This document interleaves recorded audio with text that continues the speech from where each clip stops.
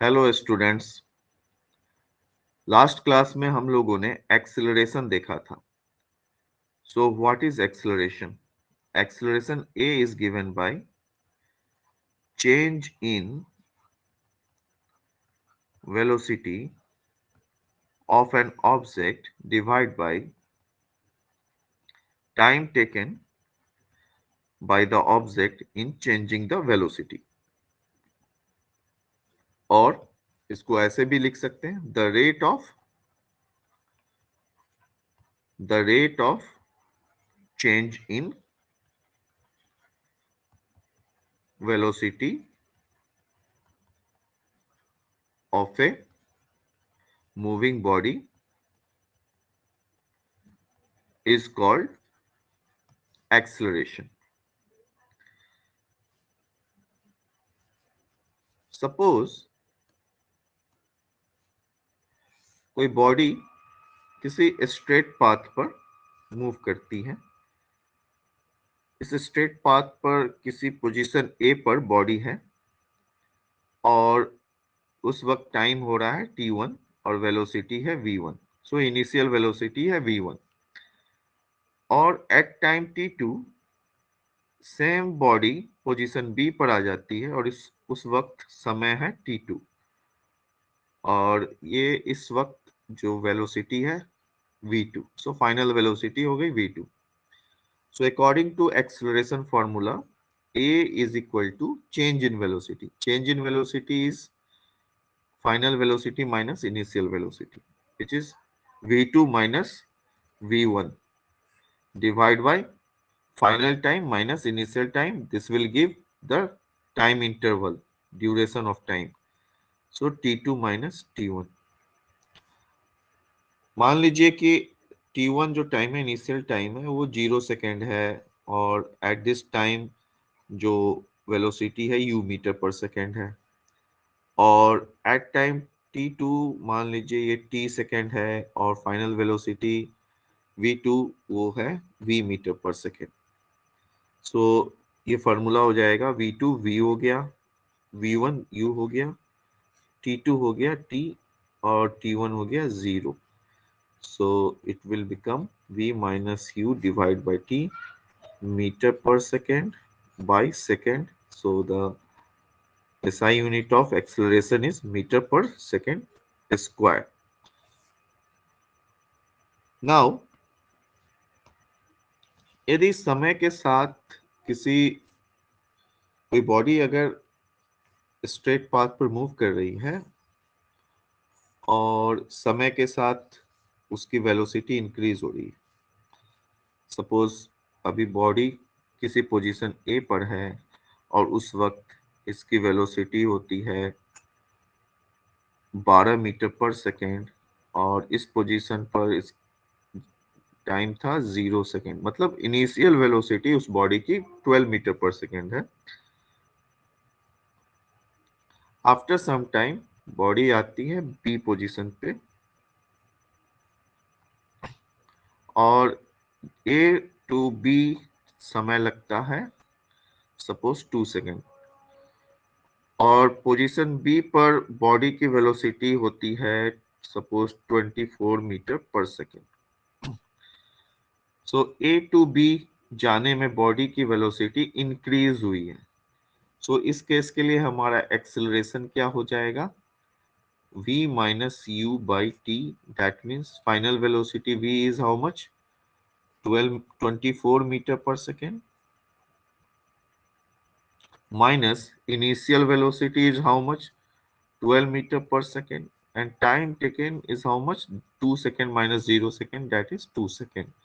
So it will be 12 meter per second divided by 2 second, which is equal to 6 meter per second square। तो यहाँ acceleration हमारा positive आया है, तो ये केस हो गया पॉजिटिव एक्सेलरेशन का। सो पॉजिटिव एक्सेलरेशन कब होता है? जब समय के साथ किसी बॉडी की वेलोसिटी इंक्रीज होती है तो पॉजिटिव एक्सेलरेशन होता है। जस्ट अपोजिट, अगर समय के साथ किसी बॉडी की वेलोसिटी डिक्रीज होगी तो वो निगेटिव एक्सेलरेशन होगा। जैसे मान लीजिए कि ये स्ट्रेट पाथ है और इस पर पोजीशन ए पर बॉडी है at t is equal to 0 second, और इस वक्त इसकी वेलोसिटी जो है u is equal to 12 metre per second है। और अब ये बॉडी बी पोजीशन पर आ जाती है 2 सेकेंड में, और इसकी वेलोसिटी हो जाती है 6 मीटर पर सेकेंड। सो यहाँ पर टाइम के साथ वेलोसिटी डिक्रीज हो रही है, तो यदि एक्सेलरेशन हम यहाँ फाइंड आउट करेंगे तो ये हो जाएगा v minus u by t, which will be 6 metre per second minus 12 metre per second divided by 2 second minus 0 second, which is equal to minus 6 meter per second divided by 2 second, which is equal to minus 3 meter per second square। तो यहाँ पर हम देख सकते हैं कि acceleration हमारा negative आया है। सो ये वाला केस हो गया निगेटिव एक्सेलरेशन का।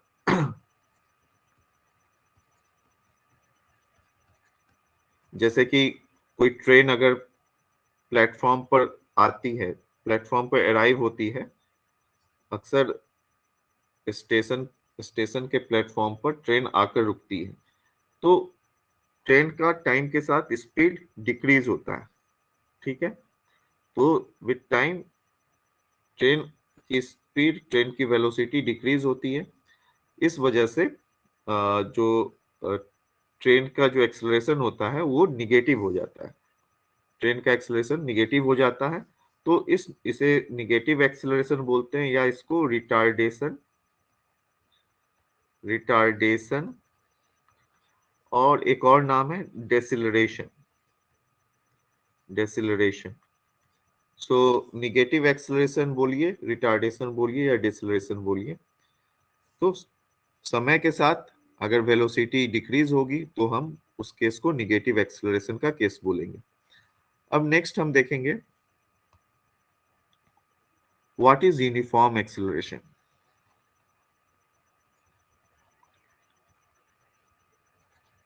एक्सेलरेशन कब कहेंगे कि कोई बॉडी यूनिफॉर्म एक्सेलरेशन में?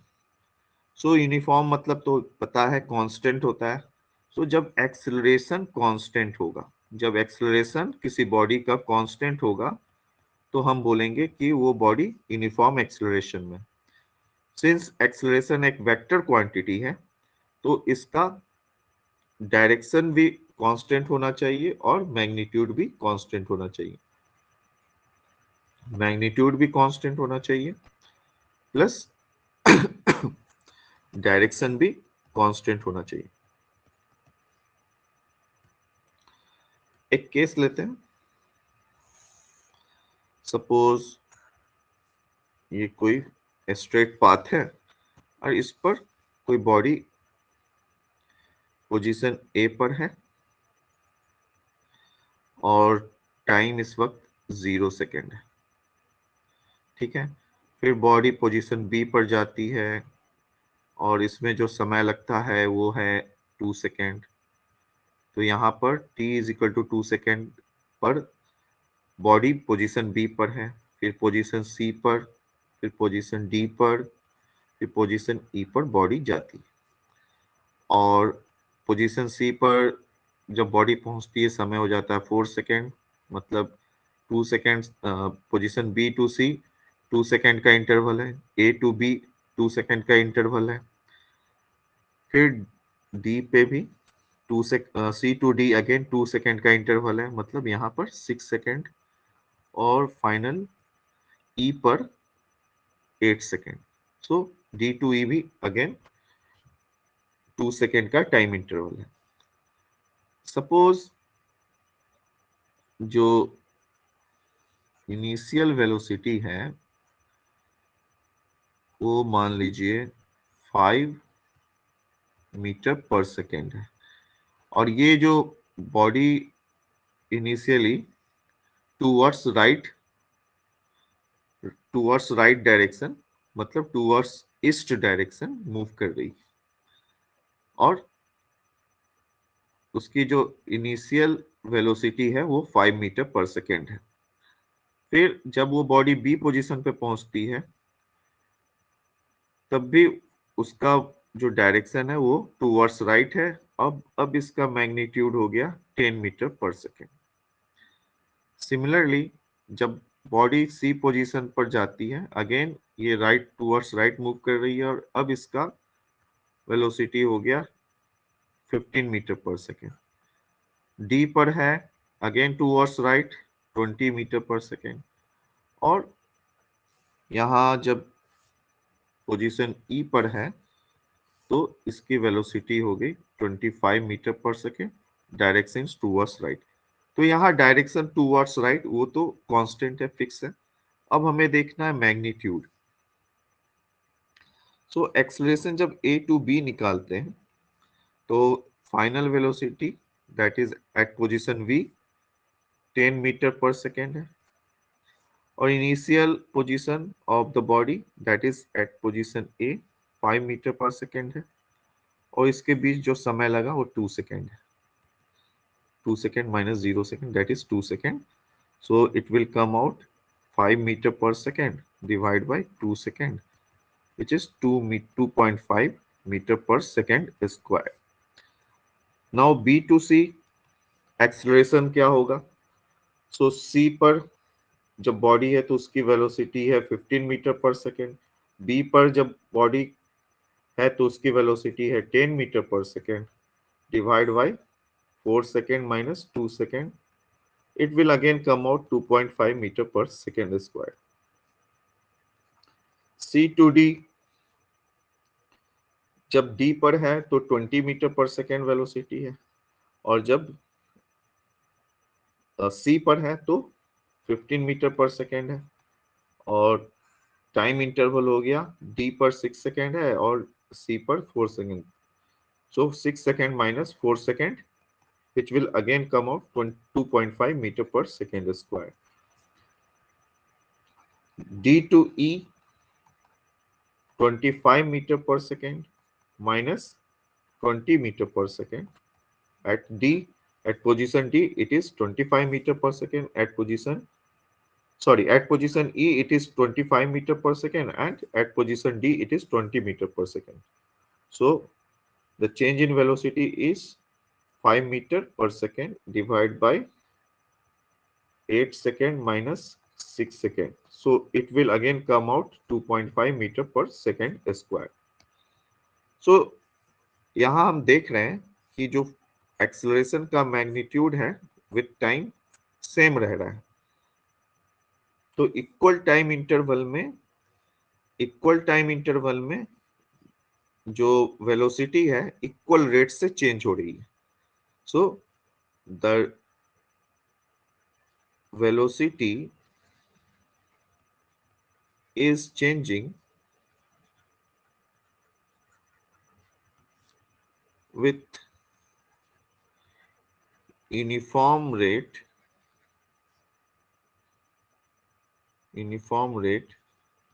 in equal time interval.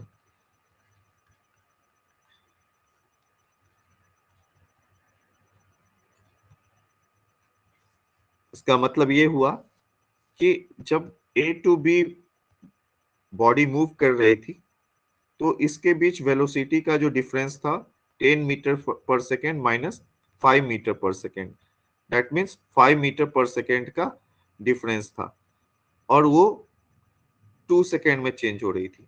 सो यहाँ पे 5 मीटर पर सेकेंड 2 सेकेंड में चेंज हो रहा था। सिमिलरली बी टू सी जो चेंज था वेलोसिटी का वो again 15 metre per second minus 10 metre per second, again 5 metre per second का जो चेंज था वो 2 सेकेंड में चेंज हुआ। फिर D to C 20 metre per second minus 15 metre per second, again 5 metre per second velocity change हो रहा है 2 सेकेंड में। तो इक्वल रेट में चेंज हो रहा है वेलोसिटी, इक्वल अमाउंट में वेलोसिटी चेंज हो रहा है इक्वल टाइम इंटरवल में। तो ये केस होता है यूनिफॉर्म एक्सीलरेशन का, equal amount of change in velocity in equal time interval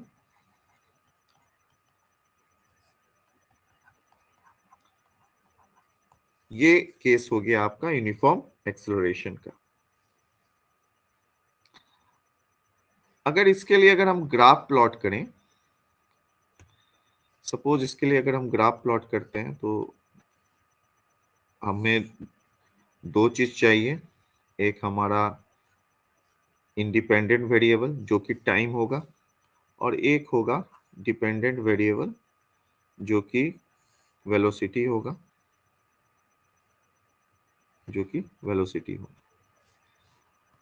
so this is time axis, time की यूनिट हुई सेकेंड, और this is velocity metre per second. सो हमने देखा 0 second and 2 second, 4 second, 6 second, 8 second. तो ये equal time interval है। ये हमने ये कोई जरूरी नहीं है कि आप ग्राफ पेपर पे बनाएं, ये खुद से आप बना सकते हैं। आप इक्वल टाइम इंटरवल अंदाज से ले सकते हैं। सो ग्राफ पेपर पे बनाना कोई जरूरी नहीं है, आप ऐसे भी समझने के लिए आप बना सकते हैं। अंदाज में खुद से आप इंटरवल ले सकते हैं। तो हमने एज्यूम किया था एट 0 सेकेंड क्या था वेलोसिटी, 5 एट 0 सेकेंड वो था 5 metre per second. So initial position यहाँ है जो कि ए है। फिर पोजीशन बी 2 सेकेंड पे वेलोसिटी हो गई थी 2 मीटर पर सेकेंड। सो हमें पता है कैसे ड्रॉ करना होता है। यहाँ से एक परपेंडिकुलर लेंगे और 2 सेकेंड पे परपेंडिकुलर लेंगे, ये दोनों जहां पे इंटरसेक्ट करेगा वो पोजीशन हो जाएगा। तो ये पोजीशन हो गया बी। और फिर एट 4 सेकेंड ये हो जाता है 15 metre per second. So again हम यहाँ से परपेंडिकुलर ड्रॉ करेंगे और यहाँ से भी एक परपेंडिकुलर ड्रॉ करेंगे। So it will come out this point, ठीक है। और 6 सेकेंड पे 20 मीटर पर सेकेंड, 6 सेकेंड पे 20 मीटर पर सेकेंड। ये पॉइंट हो गया था सी, ये पॉइंट हो गया डी, और 25 मीटर पर सेकेंड वो हो गया था 8 सेकेंड पे। सो ये हो गया हमारा, sorry,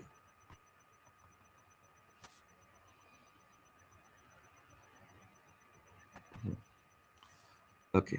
so this point is position ई।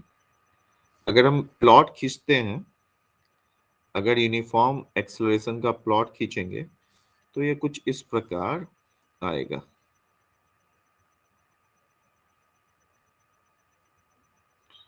ये आएगा यहाँ पर,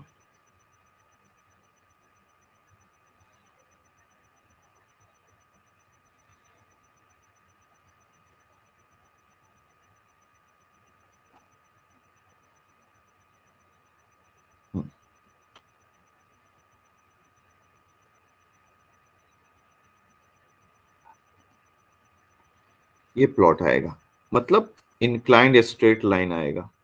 सो यूनिफॉर्म एक्सेलरेशन का जो वेलोसिटी टाइम ग्राफ है वो इस प्रकार का होता है। अगर हम सिंपली ड्रॉ करें तो सपोज ये टाइम हो गया, टाइम एक्सिस, ये हो गया वेलोसिटी एक्सिस, तो it will come out like this. So ये यूनिफॉर्म एक्सेलरेशन